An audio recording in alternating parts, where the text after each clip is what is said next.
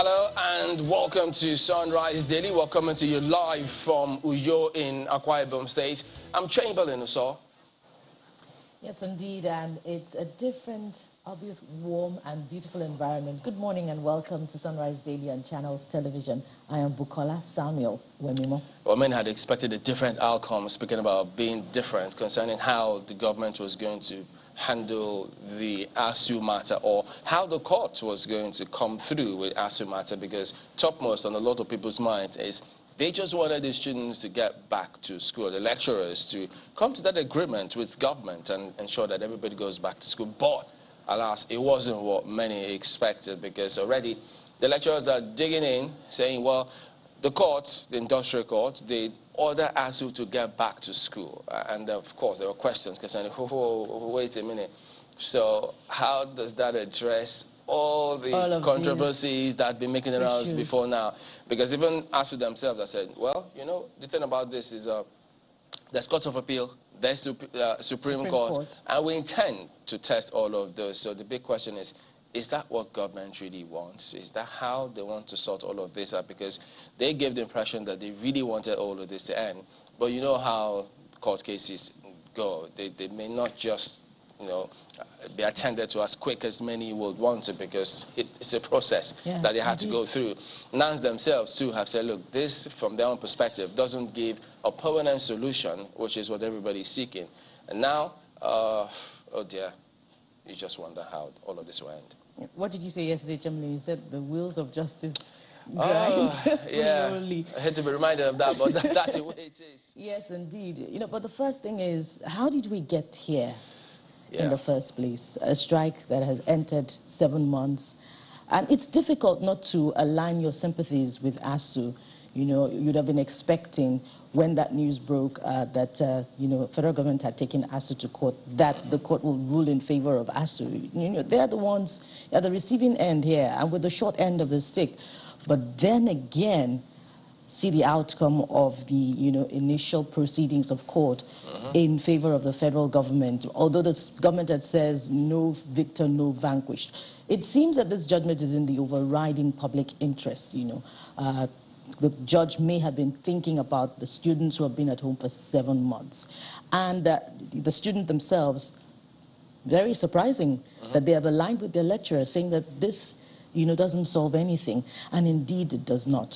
You know, but then again, the government had been courting court for some time from the beginning. When the Minister of Education had asked, you know, that the students take their lecturers to court. So finally, they are in court. Well, you know, the thing about that is that the court did say, the vacation judge says, look, the matter is before the courts.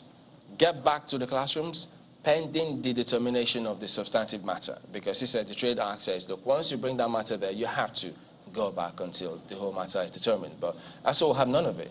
They just felt, look, all of that notwithstanding, there are still issues to be addressed, because they think if you get back to school, to them that appears to be the rest, as they say, of the matter.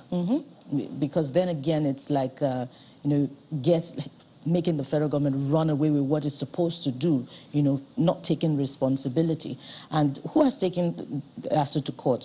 The Minister of Labor is saying that the federal government did not take ASU to court. But in the court proceedings, we see that there is a lawyer representing the federal government. You know, so it looks like the more you see, the more you look, the less you see in this matter.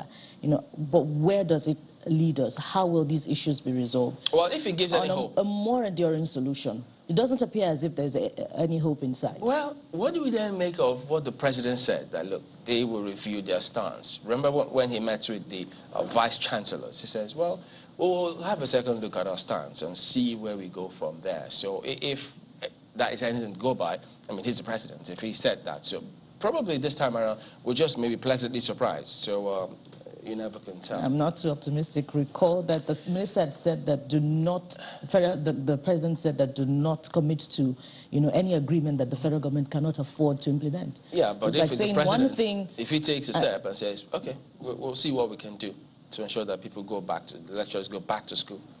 Well, I guess we'll wait and see. Indeed. So we'll take a moment and then we'll be back to you with a look at some of the dailies here today.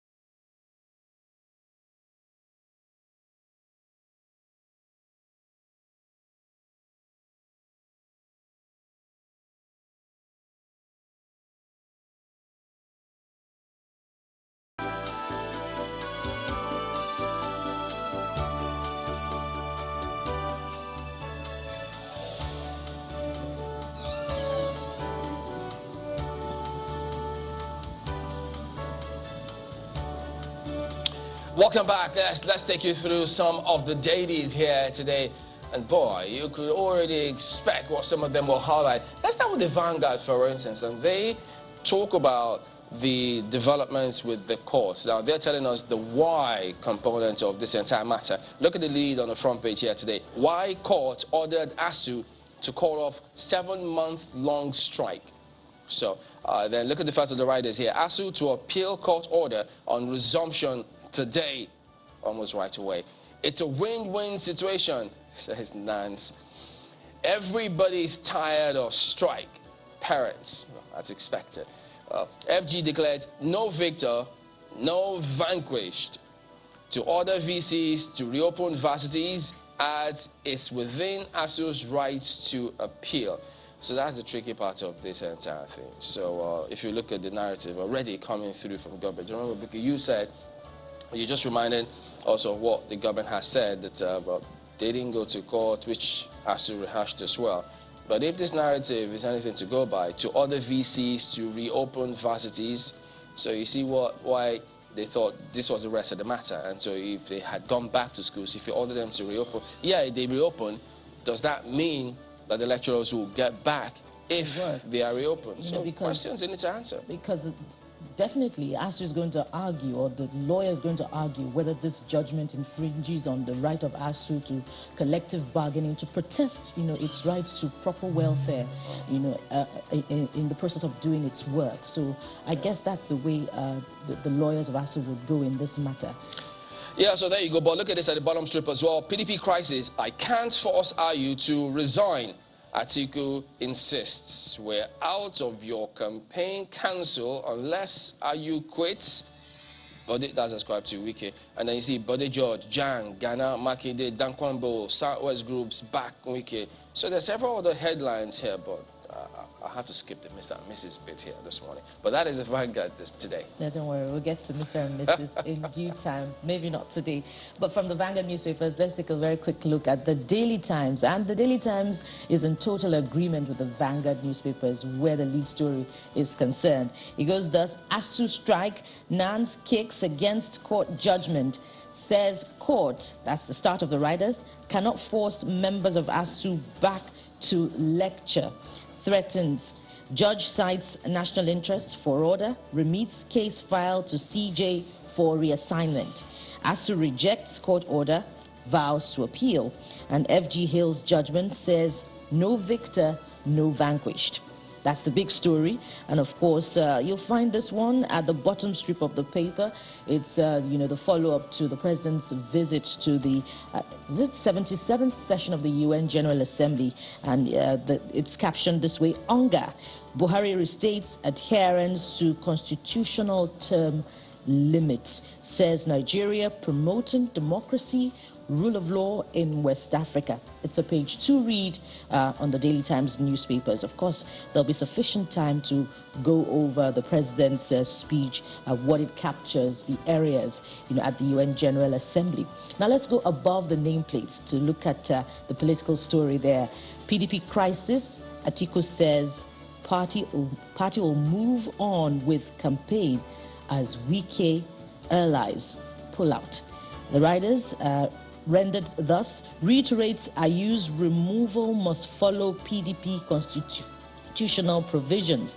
Says Wike's camp refused to make nomination into campaign council. Chamberlain, that's an interesting dimension to the PDP leadership crisis. Oh yeah, and speaking about that, the Guardian has it in reverse in terms of while Vanguard led with ASUU, and then the sub was that of the PDP. Well, it's a big lead on the front page of Vanguard here. 2023, Wike's camp reopens PDP's wounds, snubs Atiku's campaign. And that is the big one on the front page of the Guardian here today. They've got a host of riders as well. The first of which says, Atiku, I can't force ASUU to resign. But the judge reiterates position on Southern chairmanship. Crisis will soon be over.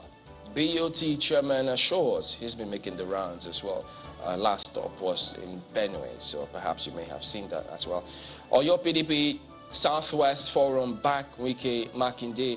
Wike's demand noble, says APC chieftain. Yeah, it's APC chief. I thought my eyes were playing tricks on me this beautiful morning, but yeah, that's how the paper catches away for tonight. You might as well just go ahead and read it and put it in context. They equally do have the ASU story, but it is at the bottom strip. That's the Guardian today. Yes, my eyes are not certainly playing tricks on me where the Daily Trust is concerned. There's this interesting one, but I'll get to it in a moment. Let's look at the big story, which is also, following up with the political story from the PDP. Atiku to Wike's camp, retrace your steps.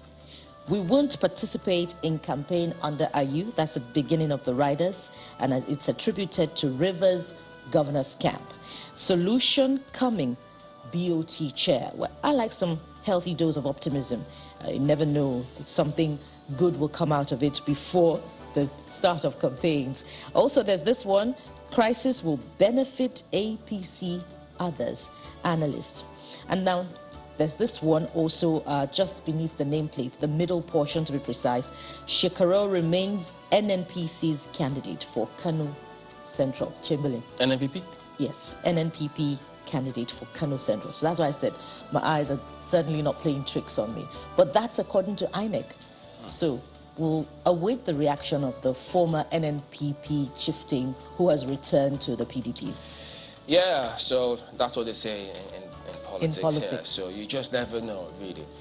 New Telegraph is next, and the kicker here is PDP crisis. Atiku dares Wike, says Ayu won't resign. And then their own riders, or quite a number as well, asks Rivers governor, others to retrace steps. Wabara on fence mending mission to Otom Wike. Treating people as if they have no value doesn't make sense, Otom. Secondus, you're wondering where he's been, right? Secondus distances self from case against PDP. Crisis, punishments for breaching constitution, as described to Okire. And then you see 2023, Wike's allies pull off Atiku's campaign, pull out of Atiku's campaign. That's the correct version there. Yes, they equally do have this. ASU kicks, that's court orders lecturers to end strike. And sometimes you even wonder, so we can't rule anything out with this matter. Much as, yes, we've seen the narratives coming through from government about ASU, but several things are still possible. Government could still withdraw the case, and which will then means there'll be no need for ASU to appeal the matter. But ASU may then think, well, if they need to demonstrate good faith, let them talk about the no work, no pay policy and see where that will turn the entire matter as to the strike. Who knows?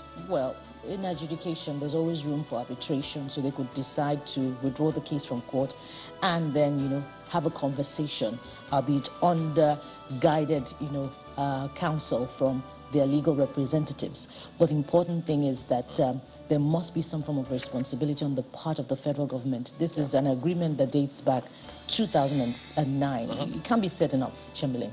Yeah, so that's the New Telegraph actually today. Yes, and from the New Telegraph, let's go to this Nigerian newspapers. It also captures the PDP rift. Of course, we've gone over that sufficiently, so perhaps we should just take a very quick look at some other stories.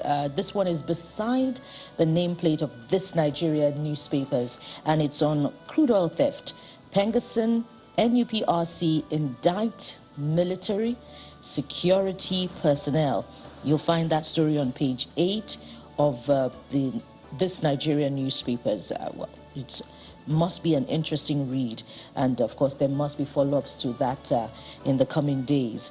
And then let's take a look at this one also. Senate confirms Ariwola as CJN. So that's done and dusted by the Senate. And lastly, this is a different rendering of the President's participation at UNGA yesterday, and it's captured this way: $47 million Paris Club refund. That's not UNGA, that's another story, I beg your pardon. Court set aside consent judgment on payment, and it's a page 6 read. That's this Nigerian newspaper for you this morning.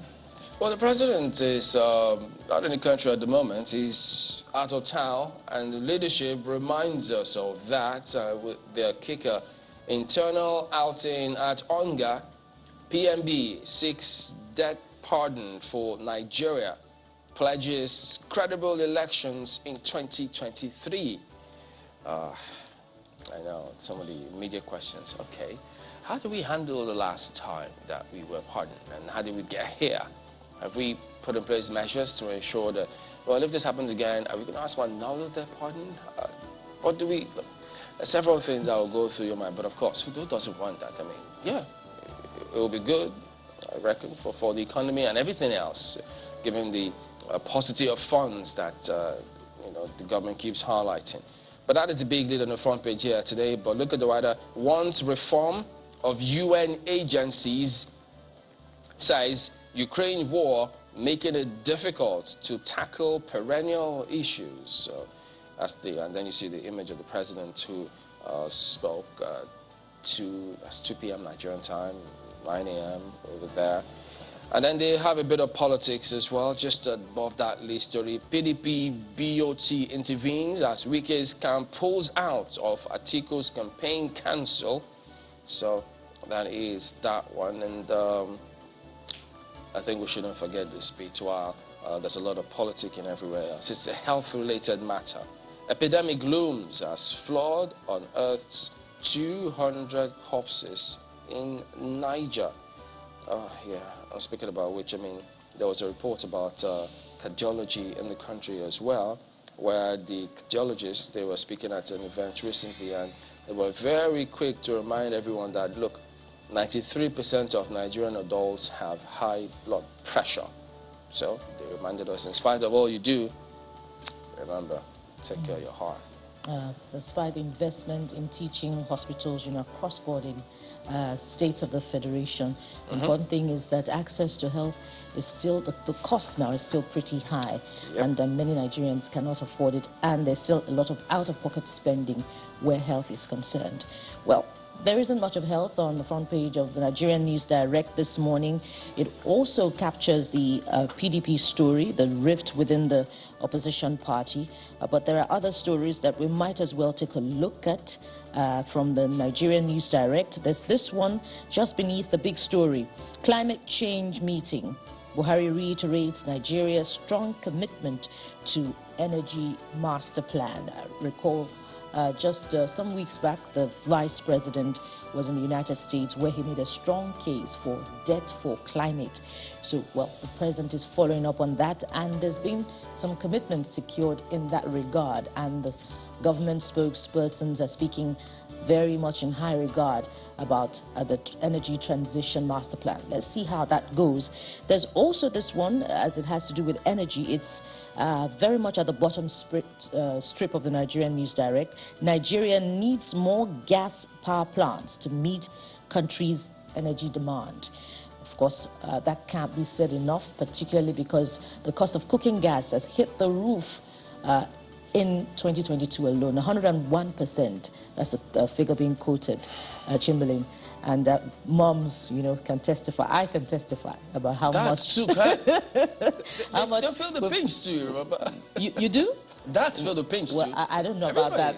Mr. and Mrs. perhaps will tell us tomorrow. I hope. That's the Nigerian News Direct for you this morning. Okay, all right. I think that does it with a look at some of the dailies here today. So don't forget, you can always weigh in concerning any of those headlines that may have got your attention. But yeah, so having ended that, we'll go to break, and then we will be back with you in just a moment to take you through what we've got for you today. Join us again.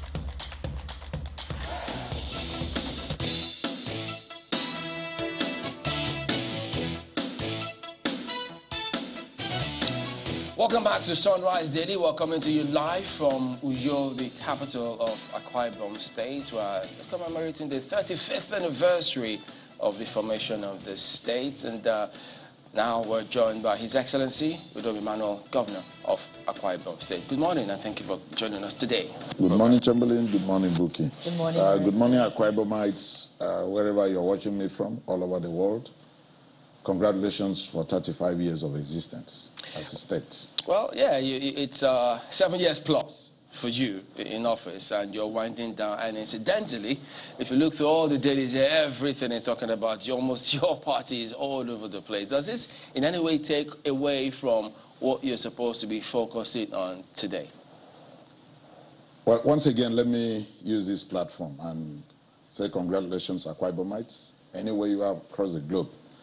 And at the same time, I appreciate all those who have supported us in the past 7 years plus, and the founding fathers, past leaders, both military and civilian administrators and governors of this state. I just want to say you guys did a good job. I'm just building on what people have done in the past. Coming back, Chamberlain, on what you're saying, how will this distract me? I try to be very focused on what I'm doing at that point in time. If you check, right now it's for 35 years, and also to try to let my people know in 7 years plus, what have we done as an administration. The campaign officially will open on September 28th. And I think from that time on, we'll take on campaign and the issues of campaign. But let me also say it. I mean, I could listen to your newspaper reviews. It's like PDP, PDP, PDP, PDP. And I just want to say here, there's nowhere on planet Earth, even your teeth and your tongue, at times, there's always a little scribble. So let people not expect that where you have millions of people. This is the largest party in Africa. We're in every unit in this country. There's no unit you go to and mention PDP you won't have. So you could see that a whole lot of people coming in together is expected. And don't rule that out completely. And also this politics. You might hear us shouting today, tomorrow we'll be in bed together. So I don't think that should be an issue. These are issues that I'm sure, without me coming to discuss across the globe to people how we're going to tackle it, but I believe we're going to solve these issues as soon as possible. And we'll move on as a party. So I agree. You see, there's no human being without a mistake. All of us would have made mistakes in one way or the other. But what matters most, sitting back to agree that we've made a mistake, correct those mistakes, and then move on as a people. I think that will be the focus after my 35 years. All right, well, we'll talk about that as we progress. But, you know, yes, development is key. That's why they all seek political offices to ensure that they bring development to the people. But you say, well, you started, that you want to tell the people how you fared in 7 years. How do you measure your success or how you performed? Is it from what you say to them, what you think you've done, or the feedback you get from the people? It's all-encompassing, actually. You see, in life, it gets to a point, probably after 7 years, you must stop and reappraise. These were my set goals. Have I achieved those set goals? How much have I fared over these past years? That's number one. And what were those things that were under my control, which I did not do well with? What are those things that were outside my control that probably I could not influence? And because of that, it did not allow me to achieve my set goals. We're all human. It's absolutely impossible in a situation where you don't control the policies, where you can set all the goals and achieve it within the limits to which you have. But looking at feedback, even from opposition, you could hear them coming up to say that, look, we can score your administration up to 90%. Opposition in Akwa Ibom State? Oh, of course. Oh, we can score your administration up to 90%. So, I mean, these are things that people look at. And why do people look at it that way? Mind you, we came in 2015, 2016, 2017. Very major recession in this country. This administration that we've survived two major recessions, and then COVID-19 that came in for 2.5 years across the globe. Nobody could do anything. So when people are assessing, they are not just assessing in isolation. They are just looking at, in the face of, circumstances you faced as an administration, how have you fared? And I think feedback says that, the score was very high, but based on the blueprint, because you see, at times a lot of people don't prepare for leadership. We prepared for leadership. We prepared before we came into office. We had our blueprint before we came into office. I remember, I think in your last program when you people interviewed me, I said that I won election in March. By April, what we needed to do for things like Ibom Air to come on board, those documents were ready before even I was sworn in on May 29. So we prepared for office. We had our blueprint. Be that as it may, I must also say here that I cannot say that we've done all. I cannot say we are 100% okay. We still have a whole lot to do as a people. And why we don't control policies in most cases, there are certain things we would have done differently if we were to control those policies. There are certain things we would have done to achieve those things in a better way. But these are limiting factors and there's nothing you can do. So you must operate between what you can easily influence and allow to meet your set target and goals. But by and large, I think we've done well as an administration. And congratulations, Your Excellency, thank you. On your 35th anniversary. Speaking of your achievements, your administration beats its chest in the area of industrialization when we look at the coconut oil factory, the plywood factory, the syringe factory, the metering company. Let's begin to talk about the value chain that has been created where these factories are concerned and the prospects, Thank you, because you've tried to mention a few of them. If I want to take it probably subsector by subsector, if you come under the coconut, when we give analysis, because you see, whatever you do, you must carry along the grassroots.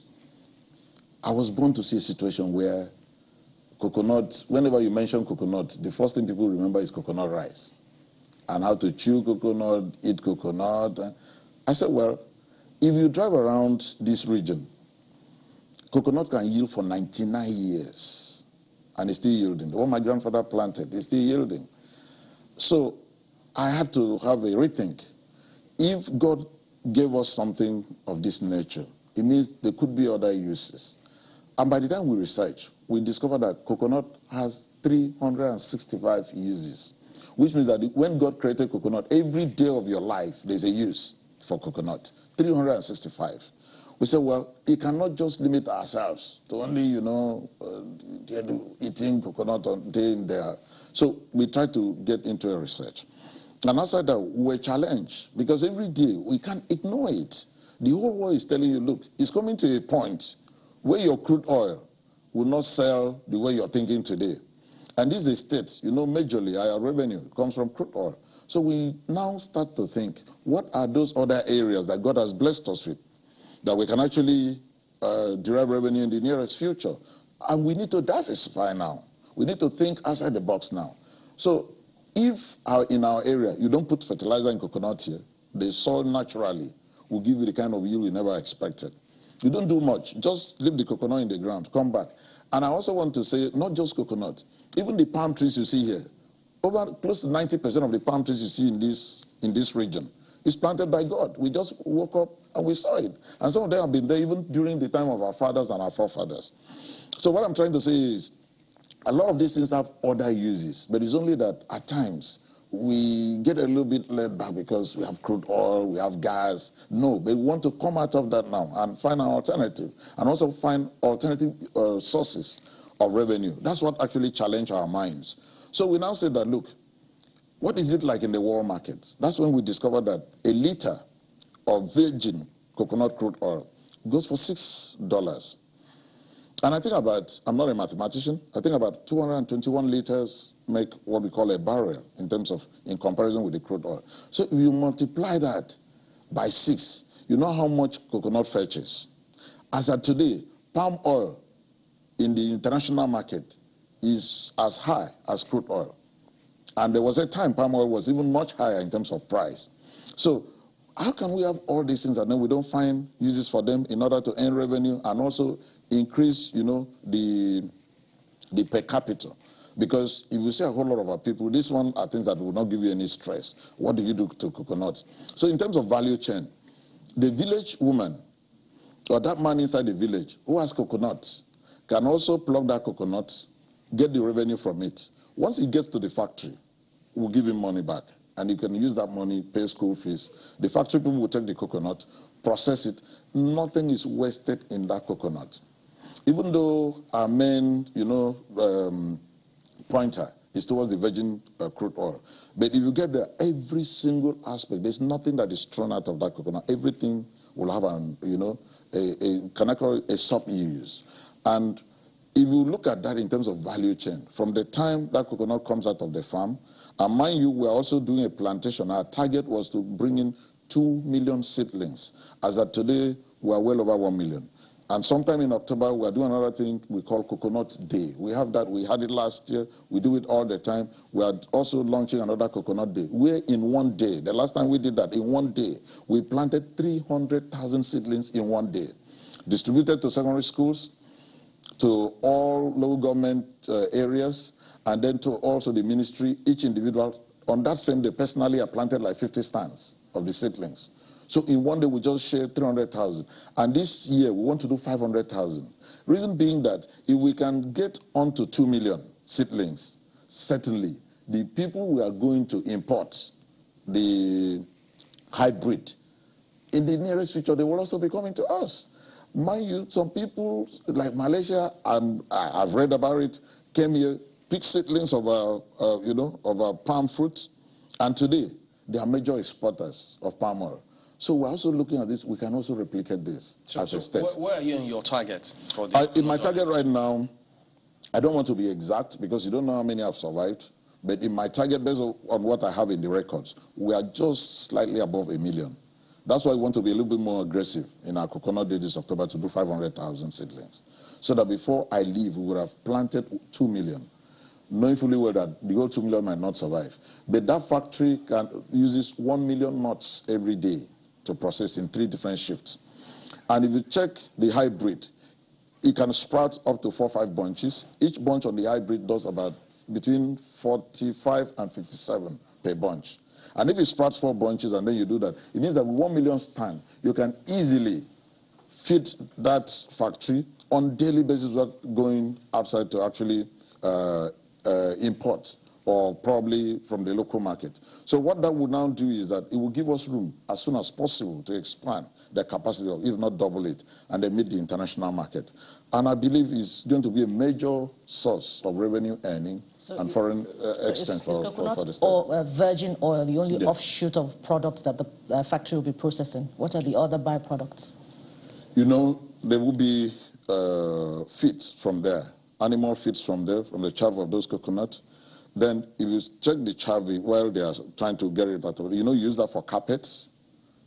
Then there is another aspect in which even the shell is also crushed.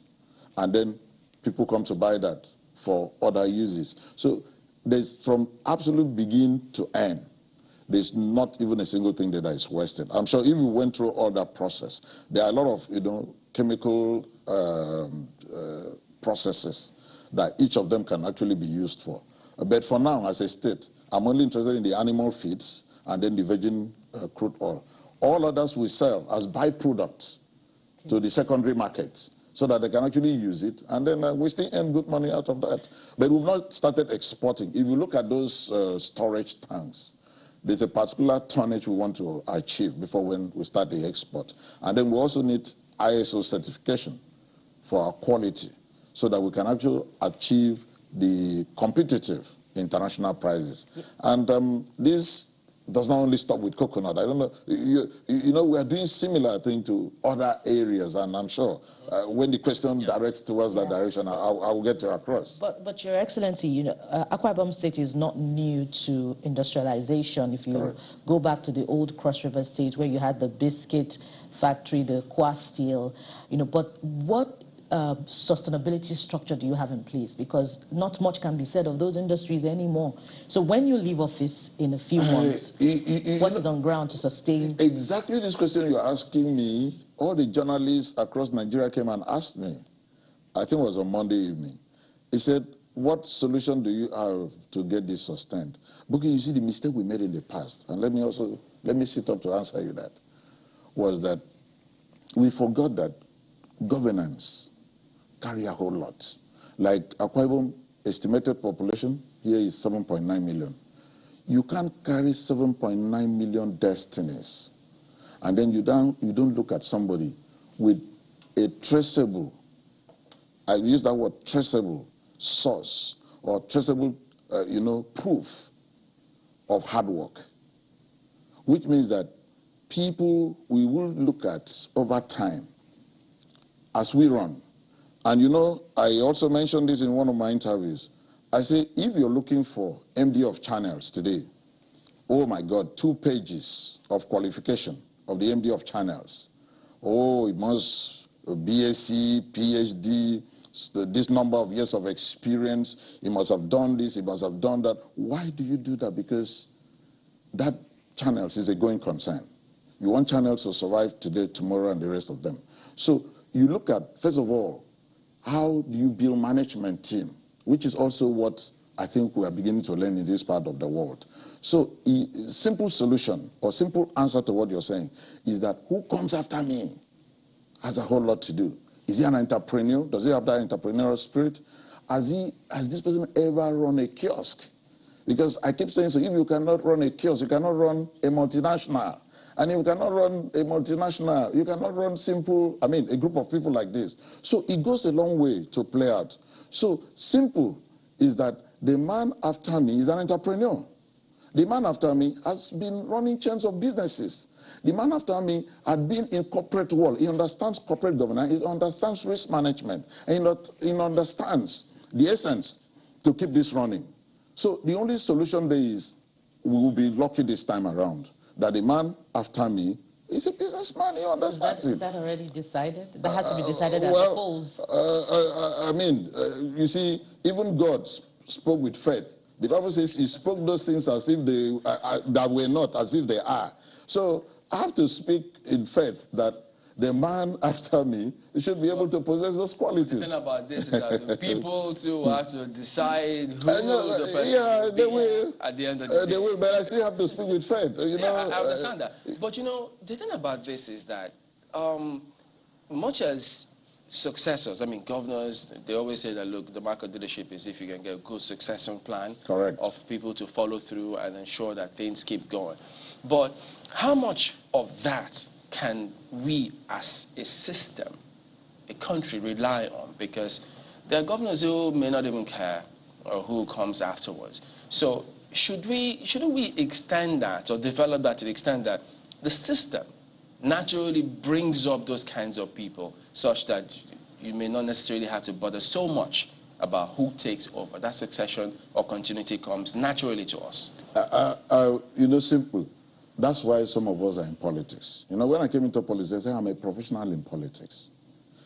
A lot of professionals ran away because they were talking about murky waters of politics. Who are those to come and clean the water? So we had to come in. And you know the level of bashing you take when you're in this side.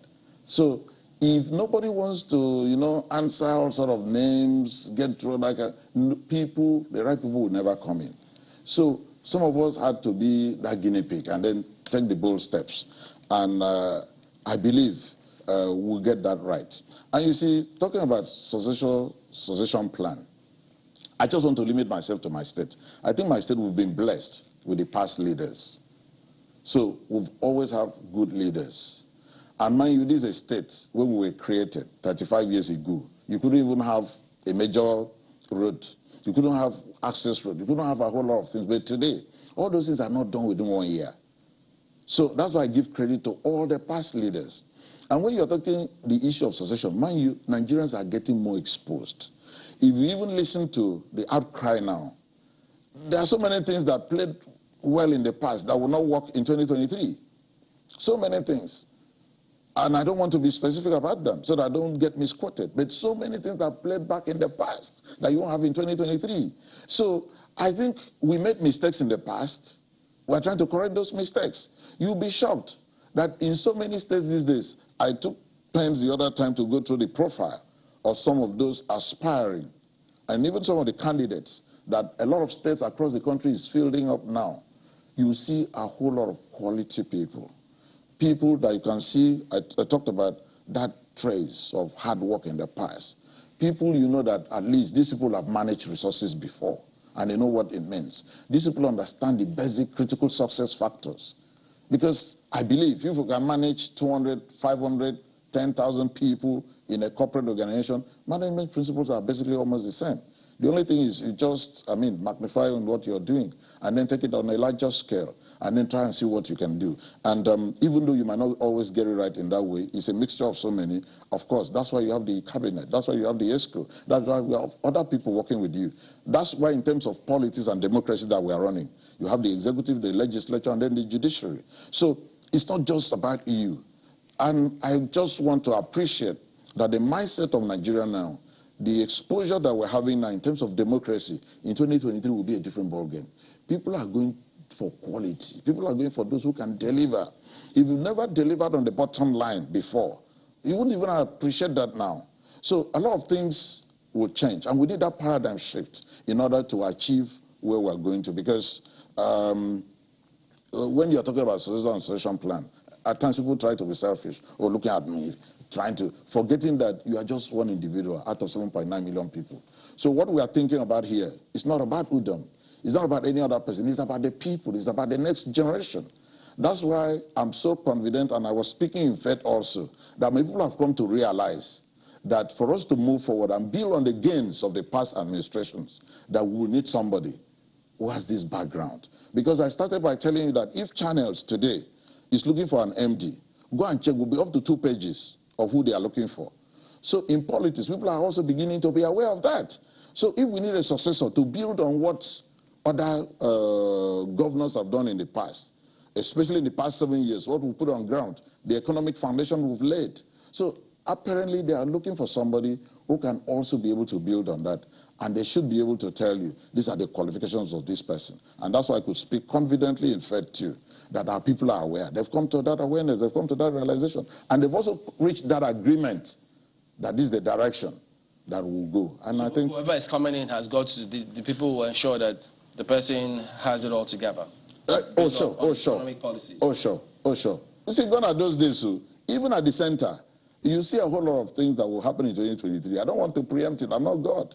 But trust me, Nigerians are beginning to be aware.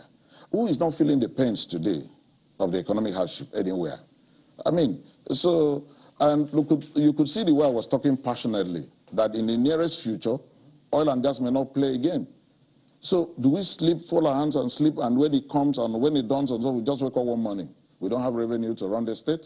So we start that planning today, we start that foundation today. So we need people who will also think in that direction. And I believe Akwa Ibomites are aware of this. You know, some of those policies and industries you've worked on, for instance, the toothpick, syringe, there are several other industries here. But the country here will have so much in terms of demand for certain things like that. I see here people will say tomorrow we still import toothpick in this country. Sure. So how are the states feeding into this project? Are you leveraging on that? Are you reaching out to other states to reach that demand in this country? For today, since we are on Akwa Ibom at 35, I'll try to limit what I want to say to my own state. But trust me, what we are trying to do is just a drop. Let me take the syringe that you mentioned. In a rough estimate, Nigeria consumes like 6 billion syringes every year. 6 billion. As we are sitting here, people are dispensing syringes all over. Primary, secondary, tertiary, quaternary healthcare services in this country. Even in private dispensing chemists, people are using syringes every minute as we are sitting here. So records show that Nigeria consumes not less than 6 billion syringes every year. And how many do I produce from my factory? 450 million. Our target is to increase it to 1 billion. Even with that, there will still be a whole lot of market gap. Look at how many factories do we have in Nigeria. This is a country of 200 million people. So we still need to do a whole lot to get to that point. It might not necessarily be government. It could be incentives to others to actually come in. And that's why I feel sad whenever I open and I read from the newspapers or from anywhere some of the factories that are closing. Take, for example, when we were trying to get this out for our 35th anniversary, you could see a whole lot of, textile factories that I used to know before I left the private sector. So many of them, when I called, they say, look, we've closed down, we've left. Why? They count all sorts of reasons. And tell me tomorrow, if you give me the opportunity to be at the center, because I've dealt with these people before, I understand their problems, I understand what it takes, then it will be easier for me to call them back and say, hey, come, look, these were your problems, and let's see what we can do. And let me tell you one incentive we're also trying to do here. Because I know power is a critical,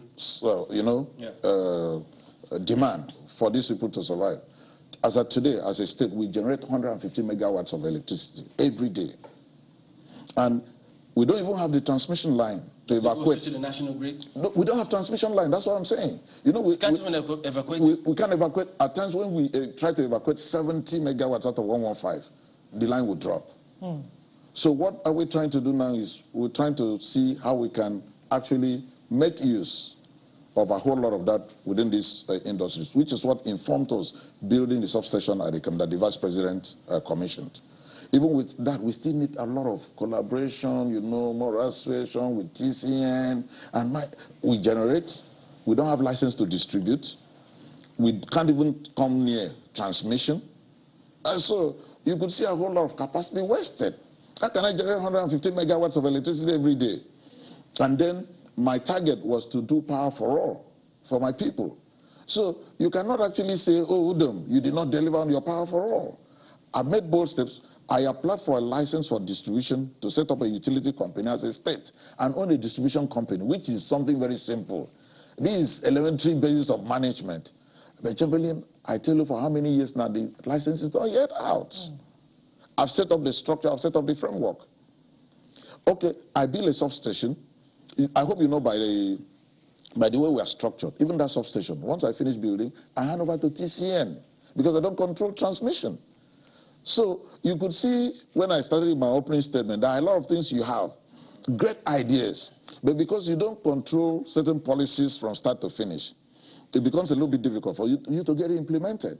So these are things that we could have been, because I get challenged when people just talk about power as if it's rocket science. My brother, they're not like that. We are flaring gas in Nigeria. Anywhere you turn around, mind you, Akwa Ibom controls 36.1% of gas reserves of this country. Your Excellency, before you go to... I understand we need to go to break. Okay. But we'll return and talk a little bit more about that, and of course we'll get his reaction to what's happening within his party as well. We'll find out how will he respond to all of this. But just give us a moment, we will be back.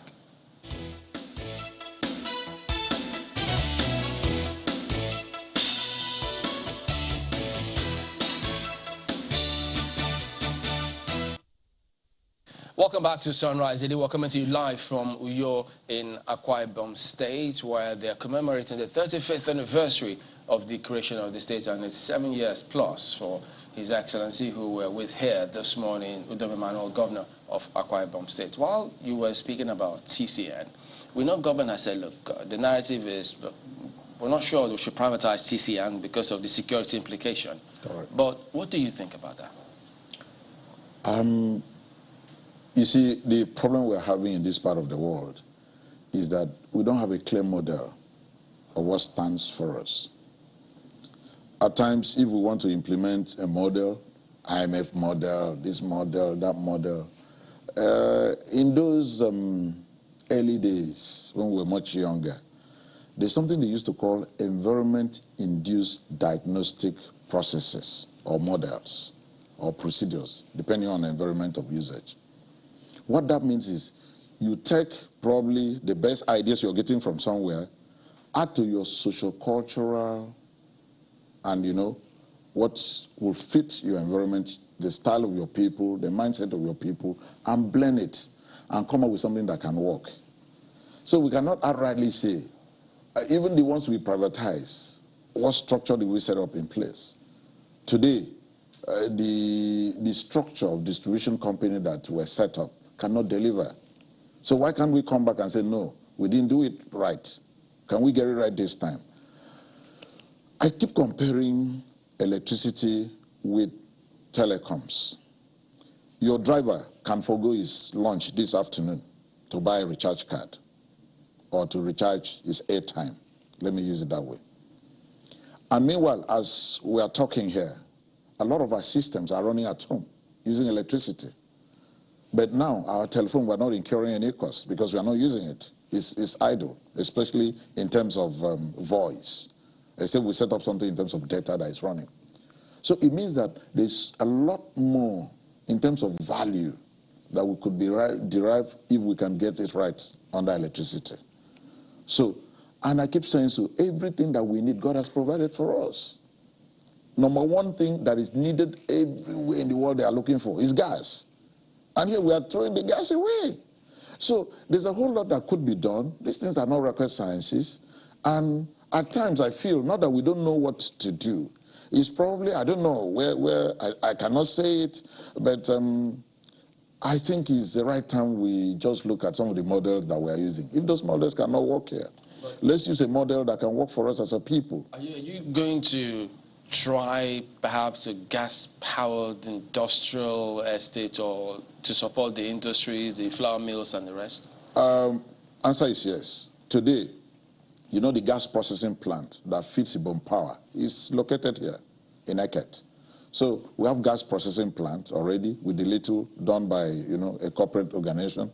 But can you ponder over time the installation of ExxonMobil in Eket QIT terminal had processed over 15 billion barrels of crude oil over the years, the highest in the whole world. The question there is, what has happened to the gas that gave birth to over 15 billion barrels of crude oil over the years by ExxonMobil?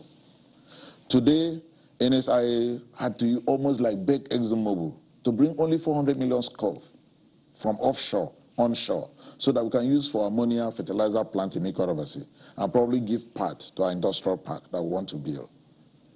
I still believe, and if ExxonMobil, in ExxonMobil NNPC, ExxonMobil joint venture, Nigeria owns 60%. I still believe over the years something could have been done about it. I don't want to go deeper into that. I mean, I have a lot to say, but I won't say that here. I mean, I can say that very well in, you know, where like minds meet. So I'm still trying to challenge our minds that if we solve this issue of power, we'll go a long way, even in our economic development. A lot of factories are closing. A lot of industries are shutting down. They say, look at the price of diesel today. How many of them can afford? I mean, if not that we still subsidize PMS, how many of even Berbers could buy, I mean, with the cost of PMS? So there's a whole lot to be done. And we've done so much paperwork, so much conferences, so much seminars, talk so much about power, and a little is being done. And there are a few things that need to be done. There are certain things that can actually make people succeed. How come? I mean, you know, I like to give example, and I'm not afraid to say so. Whenever I talk to my DG of AKBC, I say, look, you also own a television company that is older than channels. How come channels today, every day, they flash at my face 15 times, best television company, and you, with my support and with my backing, and you are older than channels, why should they beat you? Trade secrets. So, I mean, absolutely. So which means that there are certain things that can make things move, make things work. Do we know these things? The answer is yes. Why are we not implementing them? I cannot answer. So let me not deal so much into that because that's outside my control. Bring things to where my control is, because you were talking about factories, industries, and so on. Okay, so where your control is, Your Excellency. Before we exit power, your metering solutions company, let's look at that, which has a 3 million installed capacity. Correct. As a follow-up to Chamberlain's posers on power, how are you leveraging on that to fill the gap of you know, this estimated billing system? And I believe charity should begin at home, but there are reports that there are also concerns that there are estimated billing concerns in Akwa Ibom State, and there's need for distribution of prepaid meters to fill that gap. Thank you. Excellent question. You know, I started by the frustration of the fact that I've applied for a utility license to distribute power over the years. I've not been given. What was my vision in supporting the metering solutions company? It was line in line. Right now, today, it might interest you to know, I buy all the transformers in this state for the distribution, PHEDC. Still, we generate electricity. We bring the electricity to town. They don't take it. They don't take electricity. And what can I do? They say it's a limited liability company. It's not under my control. So I can't do anything. They keep changing CEOs every now and then, and they are not delivering. So today I generate, we bring the electricity to the substations, and they don't take it and give to people. So the essence, what would make that work? Two, one, the federal government must come up with a policy and buy meters from local metering companies. That's number one. Number two, give me a utility license. I will not sell that meter to anybody, because I will fix that meter in every home, free. Knowing fully well. You know, when we started the telecoms, I still come back to that. You know, we were billing per minute. Even if you talk for 3 seconds, they said, no, it's 1 minute. Until Glo came and started per second billing. Everybody now said it's possible. Today, if you give me a utility license to do distribution with my metering company, I promise you I won't sell meter.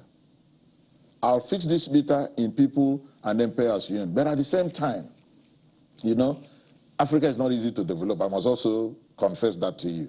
It is only in Africa that I will install a transformer. People will go and drain the oil from the transformer. The transformer will run dry. After 3 days, it will get burnt. It's only in Africa you put low tension or high tension, cables, and then you wake up one morning, you don't see those cables again. So we also have our own problems. High tension cables? Not high tension, the low tension, distributive cables. Even the armored cables that links the substations into the transformers and so on. They get vandalized overnight. You can only find that in Africa. So we also have our peculiar problems. You know, I keep telling you, at times when we blame leadership, let's also look at the followership. What do we go through as leaders? These are things we don't come out to tell people. And you can imagine, and it's only also here, somebody will just come and carry a whole transformer. But we must also try to see what are the root causes of that and then try to solve it. But that will not deter us to doing what we need to do. So today, I could only leverage on probably that vision if I have a license to have a utility company, set up my distribution company, and then I'm assured to a large extent that I can sign certain level of service level agreements with TCN that, look, I've generated, I've built substations, support me with ABCD, and then I will deliver so much in terms of revenue to you, then I will earn this. Believe me, if I put this metering, you know, consumption, let me say, come back to the elementary marketing 101, that you learned even in secondary school. They said consumption is a function of availability. Once these things are available, people will consume and you earn the revenue. And a whole lot will happen around it. So I don't think we'll fully derive that if we don't come back to look at some of these distribution companies. Like the one we have here, they are not servicing me at all. I buy everything for them, the cables, the transformer, even the electric poles. Even with that, take the power I've generated and give to my people. Do you know they don't do it? Do I have the powers to go and do it as a governor? The answer is no. I've not been licensed to do it. So, but if you licensed me to do it, I'll set up the structure that will make it work. Are you encouraged by, I think the Senate is trying to ensure that states now can do something about electricity and not just limit it to the federal government doing a lot of those responsibility? Not just we passing the law. You know, I keep coming back. There are a lot of things that make things work. The structure, the systems, the staffing, the style, the shared values, and so many of them that can let things work. The question is, when setting up this law, can we set up the governance structure that can enable these things work within the ambit of the law? We don't go into that level. And I believe we need to look at this and see how that can work. And also, I don't need to stand alone as a state. Take, for example, in a whole region, like, say, the South-South, we can also develop something which was the essence of the federal government, setting up PHEDC. PHEDC came out of what we call 4-power, and 4 state governments were involved. How had that worked over time? It has not worked. So we can be on this power for over 3 years. That's why I said, let's leave this power, and when PDP takes over in 2023, we'll find a solution to this power, because We'll be in the forefront of, Everybody says when they take over, when they take over. No, when PDP comes to power. This time around. No. You see, this time around, you can see the people that were lining up that will actually drive the economy. People that have hands-on experience on running the economy. And I can bet you will get it right. You see, I wouldn't have accepted to be the chairman of a campaign council if I've not seen the blueprint of what we want to do. I'm one leader that I will not tell you, I will not tell you, vote me for ABCD. Why not use what I've done now to vote me for the future, which was my campaign slogan when I was campaigning to contest for the office of a president. I said, no, I'm not coming here to promise you I can just use a little, I can do as a sub-national, and then judge me on a larger scale. If I can replicate what I'm doing under the sub-national, at the national level, trust me, the principles are the same. We'll get it right. So I want to assure you that this time around we are fronting people who have, it's a mixed blend. You can't have a better basket than what we are trying to push for Nigerians right now. And I can assure you, if we are given the opportunity by Nigerians, we'll try and fix it. Oh, don't worry, I'm going to grant interview after the inauguration of our campaign council. Then I'm sure our candidate is trying to also unveil what we have in mind for the country, how we can restore the economy of this country. But I want to leave that for today and concentrate on Akwa Ibom. Yes, indeed, Nigerians are raring to go with that decision from what we see. But let's now come to Ibom Air, Your Excellency, which has managed to stay afloat under the challenging global aviation environment where you consider the high cost of aviation fuel and all of that. What's the trade secret? Is it surviving under state resources? Would the situation have been different if it was private sector managed? Which one do you think is better now? I think it's not the name here that matters most. It's what you do under that name. Ibom Airlines is a limited liability company, 100% owned by the government through Akwa Ibom Investment Corporation. They are the owners of the shares of Ibom Air. But that's not the issue. You see, the question is, number one, what's the willpower to make it succeed? And number two, what's your knowledge on the critical success factors of a business like that? Number three, who are the people that you bring on board? You see, organizations make it or they fail because of the people.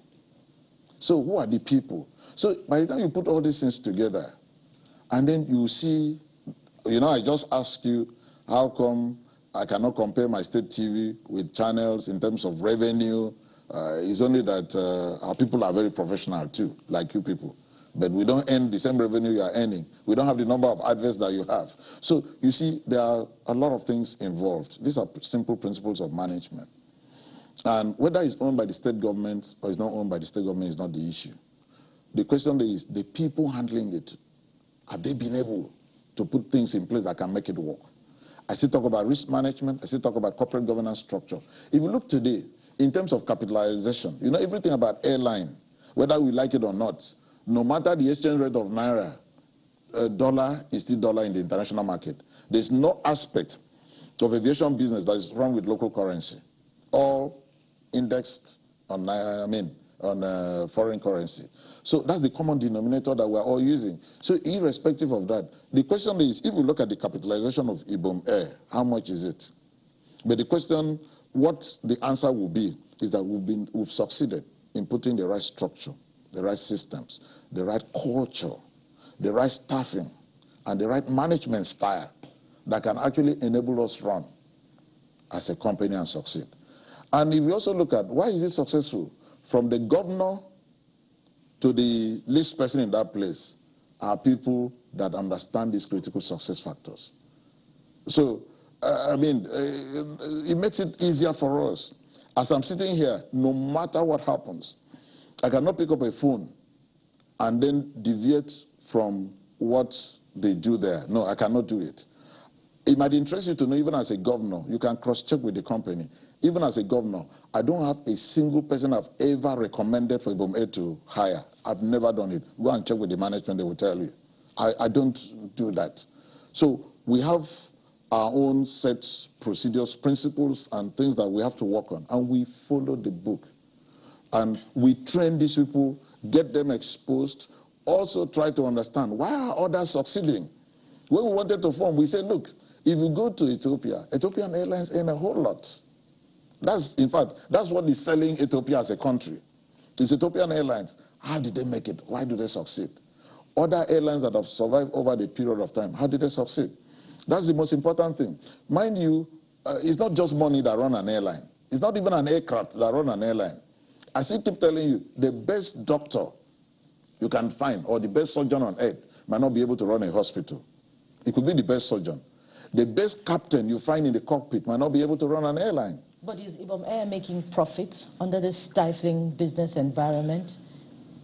You know, when you set up a business, there are a whole lot of motives of setting up a business. And that's also the problem we have in Nigeria. We are so much in a haste. You see, if you start now driving Ibom Air to make profit and so on, they will start cutting corners. So you would have asked me, based on the blueprints, based on your projections, is Ibom Air living up to those projections? The answer is they've even surpassed our projections, and I'm honest about it. You can check our books. And I think we're going to publish our accounts as soon as possible. Speaking of checking your books, what's the cost that has gone into Ibom Air since inception? You see, when you are talking about cost, there are two types of cost. There's a fixed cost and there's a recurrent also expenditure. There's a flexible cost and there's a fixed cost. You see, fixed costs have gone in. Those are what I can call the capitalization. Anyway, we've capitalized. And if you also check, we formed Ibom Air at the period of recession. So as a state government, we may not have had even up to... I asked because stakeholders believe that, you know, your government should be more transparent in terms of how much has gone into Ibom Air since inception. Oh, no, but we have our accounts, and then we render our accounts too. When we want to go public, like right now, whatever we want to do, we send our accounts. So our accounts are public. I mean, we publish our accounts also. Then people can also look at the accounts and then ask questions. But the question is not how much has gone into Ibom Air or not. I can shock you to let you know that as at the time we started Ibom Air, the state government did not even put in up to even, let me just be moderate, up to $5 million. I must shock you with that. You see, I keep telling people, on this program I've said so, and I'll continue to say it so that Nigerians can understand. You cannot run the destiny and the economy of 200 million people with cash. You run the destiny and the economy of 200 million people with money. And there is clear difference between cash and money. You see, in Nigeria, whenever we are talking about, you know, capitalization and so on, everybody is just looking at cash. That's why I had to bring your attention back that, mind you, when we formed Ibom Air and they started flying, even with the first set of airplanes, that was during the period of recession. At the time where what we were getting from the federal government could barely pay our salaries. Mind you, that was a time that so many people were running 17 months, 23 months, they were not paying salaries, and wasn't an exception. And that was also the time there were bailouts to semi-area states. We did not take bailout fund as a state. And at the same time, that will show to you that it's not about money. It's about creativity, it's about ideas. Let me quickly... So you are not trying to push me to the point I'll tell you my trade secret also, since you've not told me about channels. Let me quickly how say this. We formed Ibom Air when we did not have cash. How we formed Ibom Air when even as a state government, it was so difficult for us to even pay salaries with the revenue from the center. But I still try to let you know, honestly. I mean, with creativity, with ideas, I think you can get a whole lot of things done. It's not... we started Ibom Air with basically... I mean, if I use nothing, I mean, it's relative. We started Ibom Air with absolutely almost nothing. When we conceived the idea, we did not have even $10, not to talk of 10 million, not to talk of $1 million. When we actually started and negotiated for those aircraft, we did not have any money. But you see, these are things over the years I've earned a living from. So if I just come and give you like that cheap into the public, when I leave office, how will you pay me for consultancy? So let me still keep certain aspects of what I know, so that when I leave office, you can still call me back to do what I've done over the years, and then consult over financial engineering, where things can get done without cash. Let me quickly guess in this one then. Okay. $5 million, if that's the takeoff amount. I said we did not have up to that. Yeah. Okay. But let's just assume that that's the takeoff amount. It's a nation-transforming amount. And you have acknowledged that you have not started making profit. No, I didn't say so. I didn't say so. I didn't answer that question. Whether I'm making profit or loss, I did not. Or not. Yeah. But do you think that amount could have been invested in an area of like agriculture, for instance, that is closer to the locals and that could, you know, significantly improve their fortunes? No, sorry, it depends on your vision about the state. We came with a flag, you know, we were flagging everywhere that we are coming to build an economy. How can you build an economy when people do not have access to you? And 3 gateways of building an economy: A, water, and land. And if you don't tackle those gateways, you will not start anything about development. Check anywhere in the world. You see, these are simple something, because when people talk about agri, how will even this agri move? How will you even bring in the expertise if they cannot access you? How can you do agri with the traditional system my grandfather and my grandmother used, and how much did it yield for them? So when people just say this, oh, even if you spend $1 million, would you have put that in agri? Agri with who? Wouldn't I bring in technology? Wouldn't I bring in people? Wouldn't I bring in skills? Wouldn't I bring in modernization into agri? How do I have access?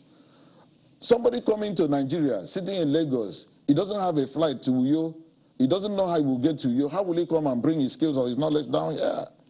So people must understand that the major gateways to any industrialization, development, be it agri, healthcare, education thing, first is access. And that's why we are trying to create access by road, by water, and by air. So once we start that, is a major foundation anywhere. So that is why I say that some people really understand the critical success factors.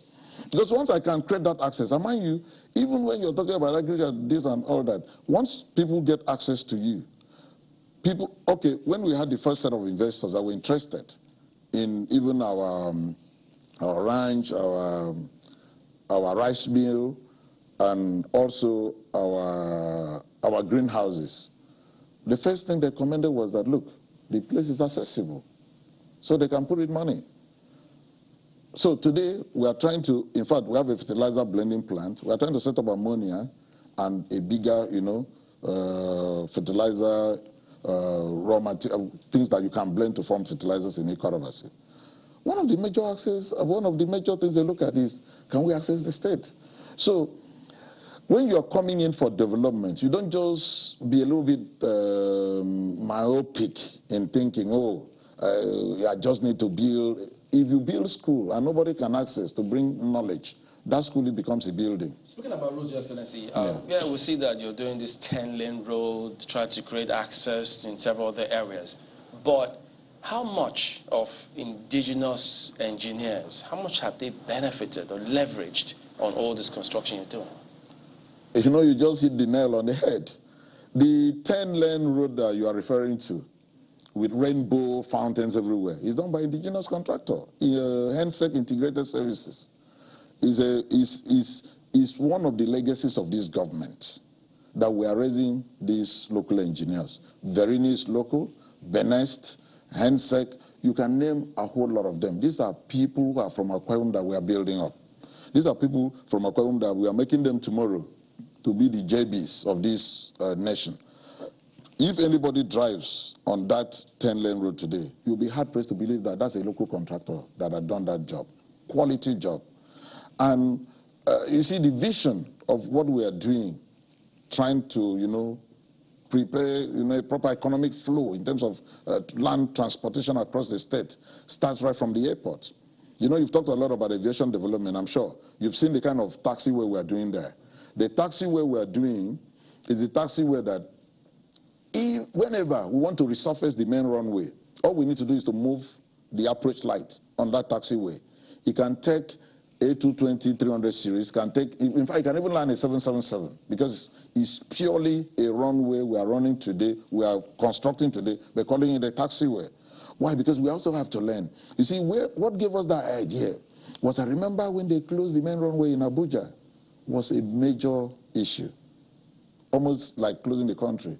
We now say, look, one day, something could happen to our main runway, and we shut our people out of the rest of the world. The answer is no. Not with the kind of terminal building we are putting in there. It is the most intelligent terminal building we have in this country today, ICT compliant. It's a terminal building that when you're waiting for your flight, you might not miss anything out of your meeting, not with the current ICT. You can sit waiting for your flight, or probably if your flight is delayed, and then you still work in your office seamlessly. Highly intelligent, modern terminal building, certified by all organizations you can think of on this planet Earth. So that's why we're doing that taxiway also, in that standard. And then that won't be delivered in your time. Oh, sure. Oh, definitely. Oh, definitely.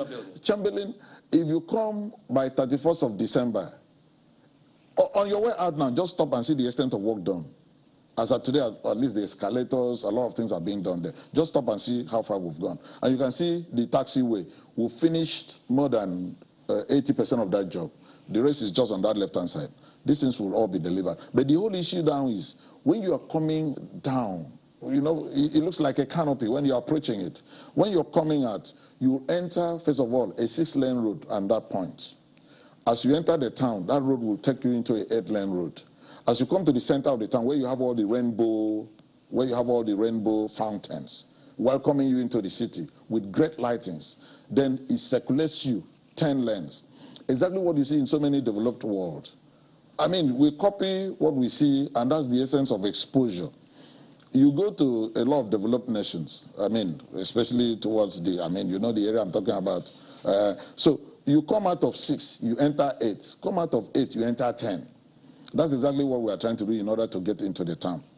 And once you come into the right, you can circulate within the town, go and play golf, Ibom icon, take you to the rest of the town into government. As you enter left, you can easily, from there, access into our second ring road 2, and then take you into the flyover that we did, 1 kilometer flyover commissioned by Obasanjo. And then you go under. Once you go under, from that place to Atlantic Ocean, over 100 kilometers, all dualized, done by Julius Berger by CCC. If you don't want to go that way, you veer off left. Dualized, that's the one Obasanjo is going to commission on the 26th.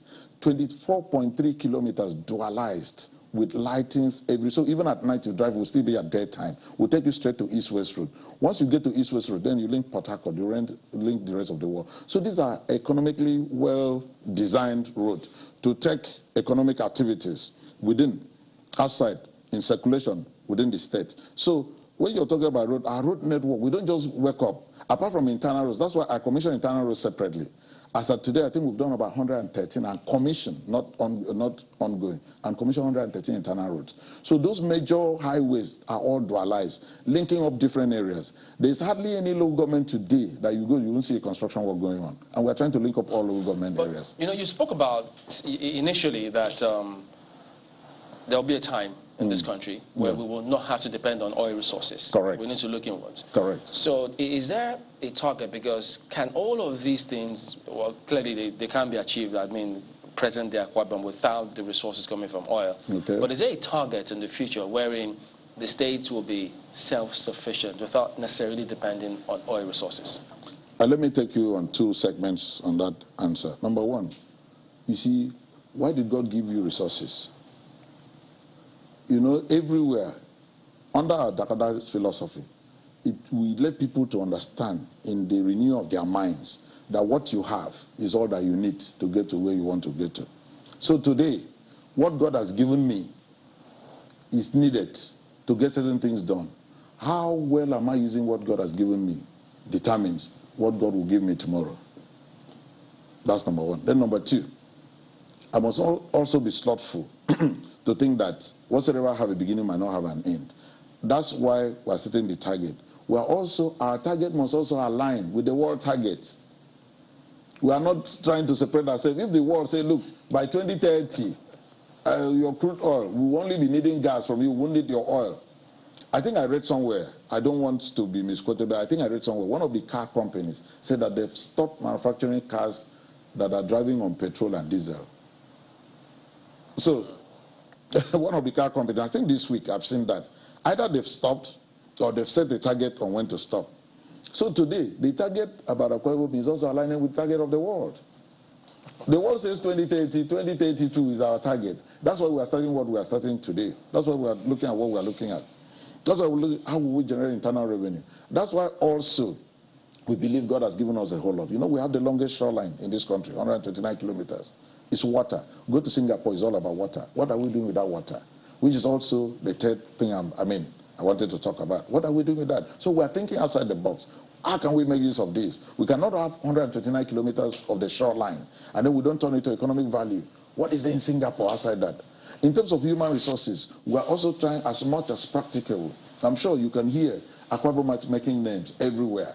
In ICT, we are breaking barriers everywhere. So we're also trying to develop everywhere because we're also copying. There are people that don't have even half of what Nigeria has. And they are far up there. And Nigeria, we have everything. Ibom is also a place that you come in. From January to 31st December, you have rain every month.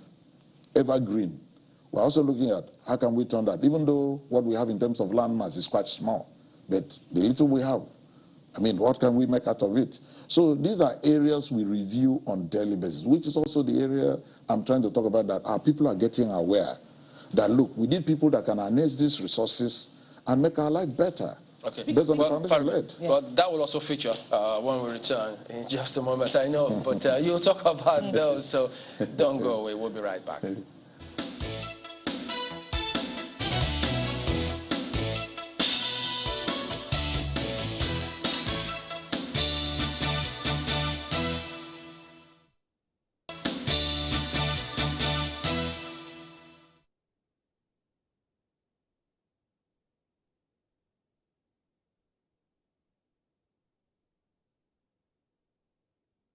ChannelsTV.com has more information on our top stories and others. Subscribe and watch Channels Television's live stream on YouTube and other social media platforms using your mobile device browser, or download the Channels TV app for Android and iOS devices from their respective stores. You can also watch us via your smart TV platforms on Apple TV, Android TV, Fire TV, and Roku. Channels Television. Ubiquitous.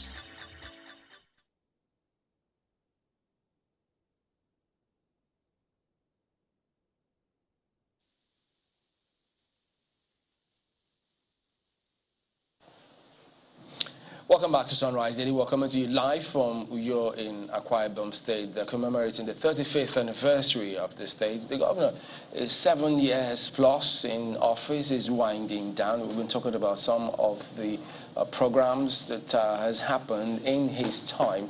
But today, while you spoke about a lot of those things, several questions on mindset in terms of, does that then mean that states in this country, governors in this country, can actually, to a large extent, develop or go with projects in their state such that the country doesn't have to suffer so much of this youth unemployment that we have in the country today? Thank you, Chamberlain. Let me repeat myself a little. I think we need to look back into what we call exclusive lists.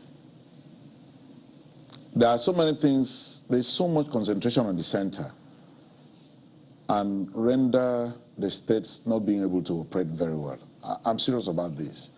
And if we can be sincere and leave politics aside, there's so much we can allow states to do so that those who are willing can go ahead and do them. We need to review a whole lot of what we call exclusive lists, and let's see what is happening in other places. I like reading about the economies of states and countries that are successful. I said this also, I think on Monday when I was talking to the journalist. I said during COVID, I was reading something about New York, and they were feeling so bad that the revenue they were earning during COVID dropped to about 16-point-something billion, and that they were on 19. I said, my God, this is just a state. So what makes them earn that kind of revenue? Go and look at what the composite of that revenue. I'm not comparing apple to apple now, but I'm comparing principles of how to grow an apple and also how to grow guava. I believe the principle might be the same. That's what I'm looking at. I know we are completely different economies, but what principle give rise to that?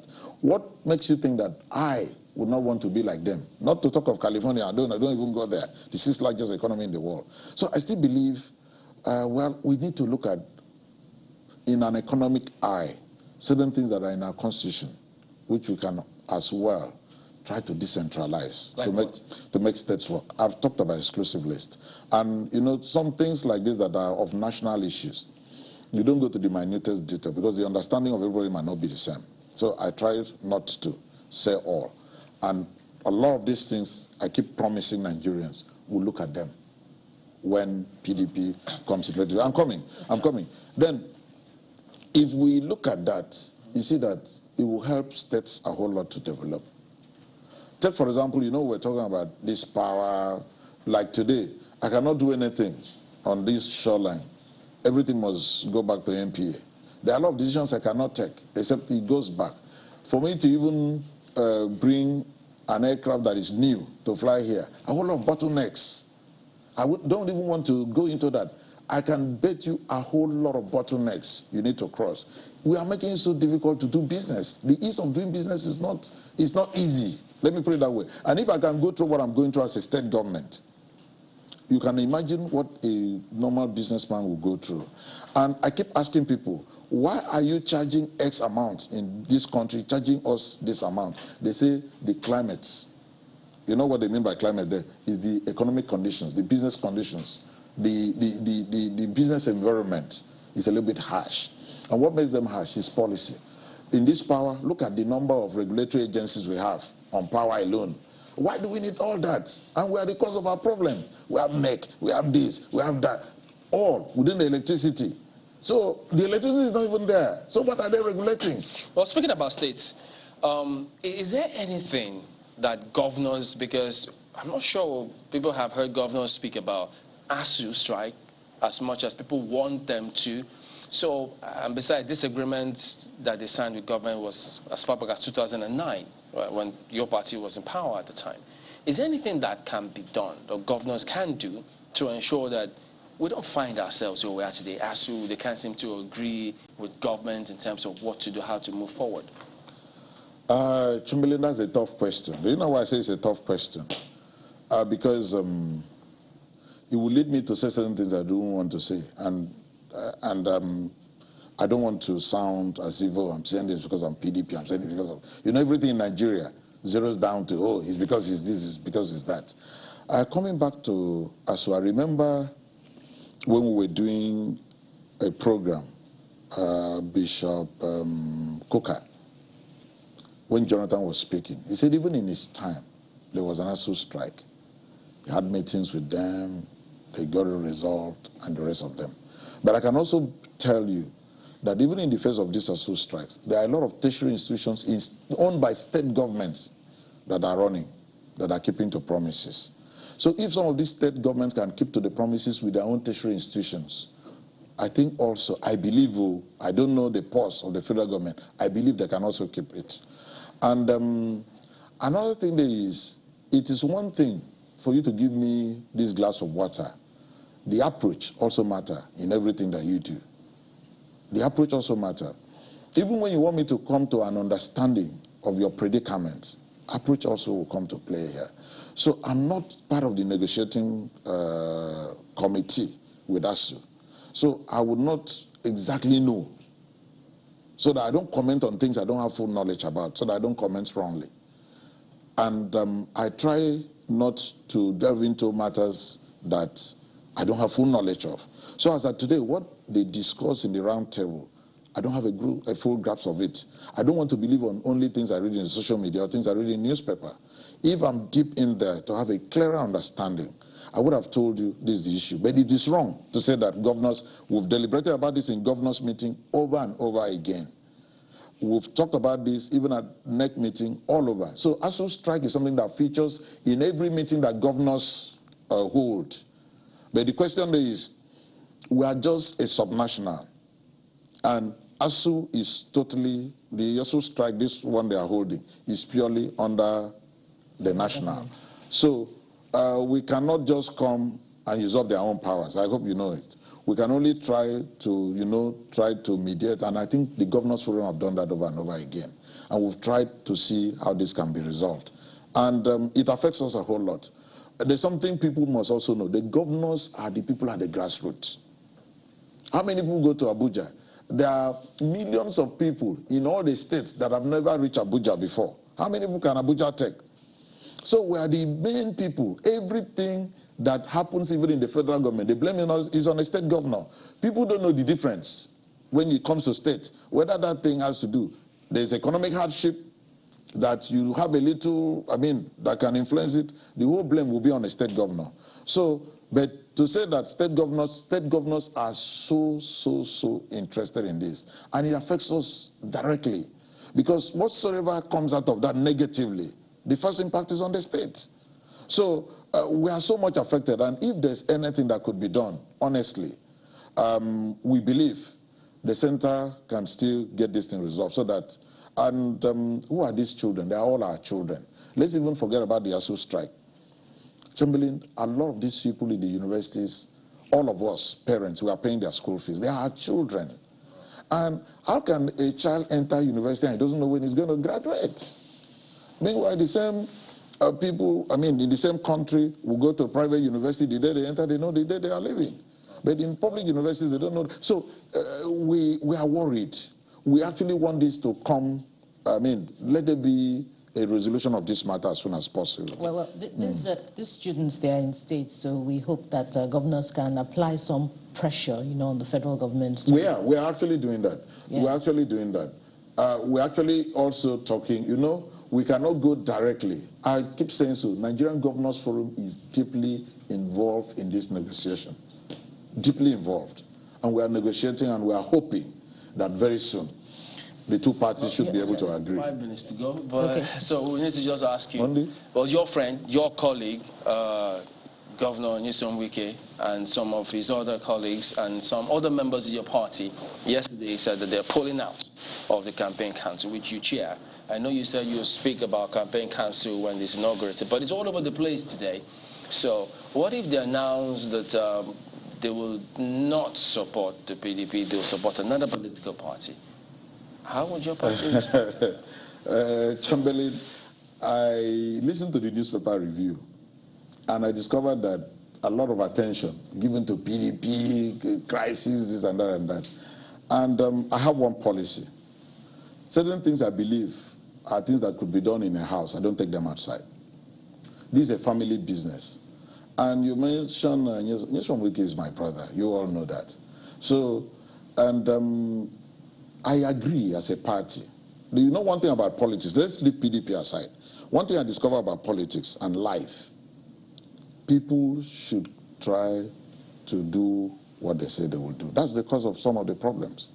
If I say I will do this, I will do B if A happens, let me keep to that. If I say I will do B if C happens, let me also keep to that. So I think it's not about mentioning people's name, this one, that one, that one. Everybody has a right to express his own views the way he wants. Everybody is not the same. So we don't try to look at individuals. What we are trying to look at is PDP is a family. If we have issues as a family, we'll come back and resolve those issues as a family. So don't expect me now to take the whole, this is what we are going to do, this is what we are going to do. I can assure you we'll resolve this problem. And any of the parties, thank God, they say this is what we want. This party say this is what we want. We can always reach an agreement. To me, I believe we'll do that. The campaign, as I said, we'll flag that off on the 28th. Once we're inaugurated as a campaign council, and then we'll try to see what we can do. But believe me, we'll resolve these issues. These are not high mountains that is so difficult to climb. What all the parties want is so simple. But it's only, when newspapers are reporting, they will sensationalize the whole matter. But it's been up for months. It's allowed. See, let me also tell you one thing. If you lose a mother and people don't let you cry, you bottle up the emotions. You never can tell. So at times you also allow people air their views. It's good. And also try to listen to people.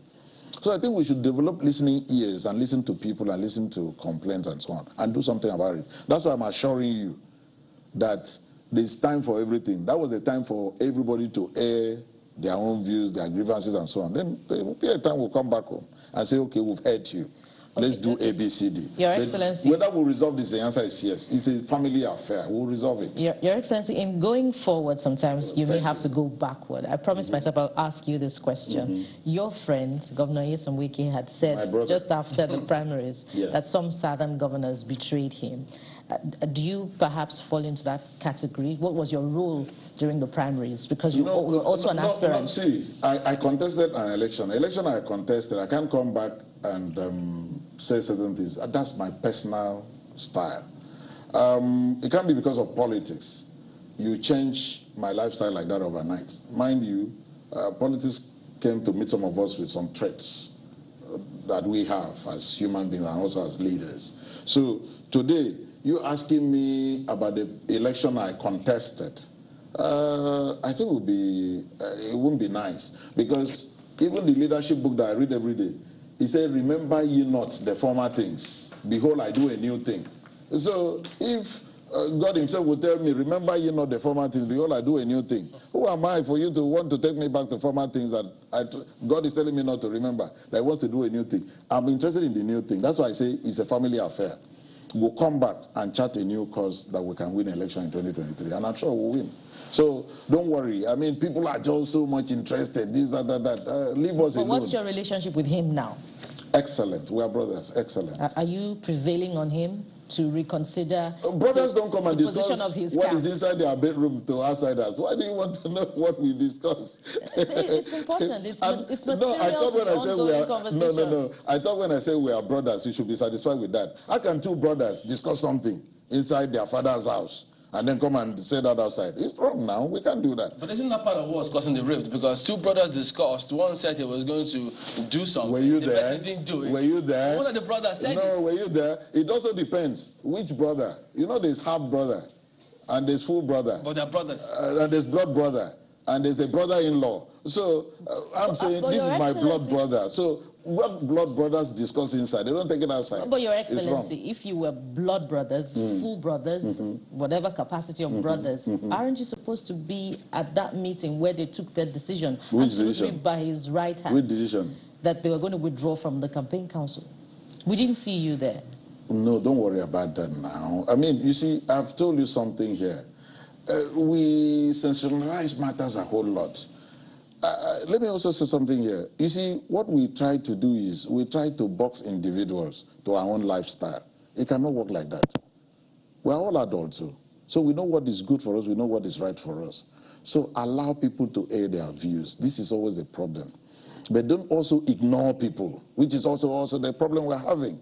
That's why I'm saying that we cannot ignore anybody if we must win election in 2023. We cannot ignore anybody. We need to go back and carry everybody along. It's very necessary. And I promise you, we are not going to ignore any dissenting voice. I mean, that clearly we will not. Because you see, at times we just see issues and we believe that issue will go away if we ignore it. No, not at all. You don't ignore issue and believe the issue will go away. This is one thing we will not ignore. We'll take it headlong and we'll resolve it. Okay, be satisfied with that. That comment from the presidential candidate appears as though he says they will be moving on, whether or not they pull out. So but I read, no. But you see, I read what he wrote. That's why I say at times certain things are sensationalized. I don't know whether you have the script of what he wrote. Yeah, well. And did you see that phrase? No, he says it's, no, did he write? No, hold on. Did he write that we'll move on? Because I didn't see it anywhere. I can read the script for you. But his comment appears definitive when he says that the removal of the national chairman has to follow the constitution. But what could he have said? He's a law-abiding citizen. He said, let's follow the constitution. At times it's as simple as that. But also, let me leave PDP alone, leave everything about politics alone. And let me also say something. I think the earlier as a country we keep to our wards and our provinces, the better will be for everybody. Certain things are lawful, but not all things are expedient. It could be lawful that I must sit down here as Emmanuel, as a governor, but it could be expedient for me to do certain things because of the life of 7.9 million people. I mean, I'm coding my expression here. So the earlier we get to that as a people, the better for everybody. Things are lawful, but not all things are expedient. So let's look at those things that are expedient for peace sake and for success and for prosperity. And if it calls for that, at times I don't like judging people by my character, my behavior, and what I believe in. But I believe somebody like me, if I know, even as lawful as that thing could be, if it is expedient for the interest of peace and for us to move forward and for the interest of everybody, I think I can take certain actions. And I believe those actions will come to play very soon. Well, Victor here says we should ask you, what are you doing to settle the land and water dispute between the people of Eket and Ibom that is currently brewing so it doesn't boil over?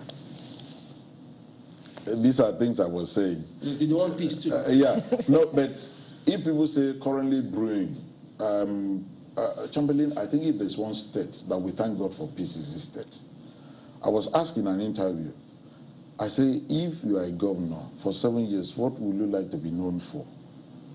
I say, I would like to be known for things money could not buy. I don't want to be known for things money could buy because it can easily be, you can easily attach monetary value to it. And what are those things money could not buy? My Dakota philosophy, the renewal of our people's mind, the peace we enjoy in the state. Let nobody make no mistake and say that we've not enjoyed peace in this state. We've enjoyed peace. So if people out of certain sentiments are trying to, stoke issues when they are not, of course, the law will take its course. We don't joke with peace here. Every single person, we even had to set up what we call maintain peace movement. Took it to every single local government, every unit, every ward, to let people know that we can compromise any other thing, but not peace. Because where there's no peace, there's no development. So if anybody is trying to stoke that, certainly we'll take that on because we cannot compromise about peace. There's no issue here? No, you see, as a governor, you need to understand there's a difference between information and intelligence. A governor should not act on any information, else you misfire. You act on intelligence. So I take decisions based on intelligence. I don't take decisions based on information. So what that person is doing, let him come and review my own intelligence report. It could be different from the information that he's getting. And we are going to take decisions based on intelligence, not based on information. So I think that will help us to take the right decision. Not if anybody passes any information to you, before you sift out that information, whether it's correct or not, it could take you a whole lot. But if you are acting on intelligence, I think you are likely going to 80% of the time get it right.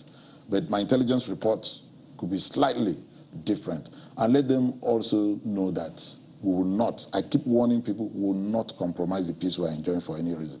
So we are living as a people in harmony, in unity. And the state is moving forward. So if people just, because of land, is that, and mind you, the issue of land started even right from the old Bible, from the Old Testament. And it will still continue. So certain land quibbles might not necessarily disrupt. When it gets to that point, of course, we'll know what to do. And you don't discuss the issue of security. But I could hear you say that we have just a few minutes to go. No, we don't have any more. No, but I just want to use this platform once again. First of all, to appreciate my people. Chamberlain, I have good, excellent support from my people, especially the youths, the fathers in faith, the elders, the women, everybody, even Akwa Ibomites in diaspora. At times I'm overwhelmed with the love and the support I'm getting from my people. That's why I keep assuring them I'll work to the last second I was voted into office. And one governor, I don't even intend to go on holidays. I want to work as much as we can because it is the country that what takes a little effort in other places takes you 20 times that effort, especially with the current situation. So I really want to thank my people and I really want to tell all of them congratulations. 35 years, we are still growing. Okay. By the time we get to a certain level, only God knows that we would have arrived at the promised land. But you did not even allow me to talk a whole lot about the healthcare, the education, all the industries we've cited. I mean, we can always have another a situation where other factories are closing, but they're opening here. Oh, sure. From you subsequently. So anything for the well, since you don't give me much time today, I'm going to do a media chat. Tomorrow, I'm going to do a media chat, I think on 5th of October, either 3rd or so, either 2nd of October, but I'll publicize that so that I can have control of my time. In that case, I can speak for 4 hours and let my people know I appreciate and I love them. Congratulations, Akwa Ibom. I love you all. Thank you. God bless you. As well today, we thank you all for watching. We've come to you live from Uyo in Akwa Ibom State. I'm Chamberlain, so have a good one. Yes, indeed. Thank you for sharing your time with us. I am Bukola Samuel Wemimo. Bye for now.